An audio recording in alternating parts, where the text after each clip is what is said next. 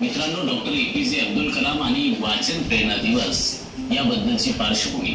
सन 2015 पासून महाराष्ट्राच्या 15 ऑक्टोबर हा वाचन प्रेरणा दिवस म्हणून साजरा केला जातो.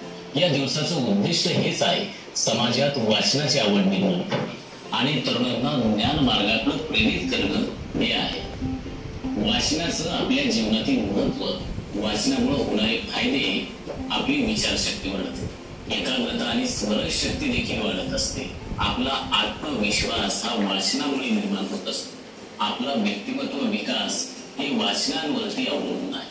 मित्रांनो, यशस्वी लोकांच्या जीवनात वाचनाचं महत्व हे आहे. वाचन म्हणजे फक्त ज्ञान मिळवणं, वाचन म्हणजे पुस्तकाची असणारी पानं फक्त वाचणे नाही, तर एक स्वतःचा विकास करणे हे देखील आहे. वाचन आपल्याला विचार करायला शिकवते आणि विचारच व्यक्तीला महान बनवण्याचं काम करत असतात.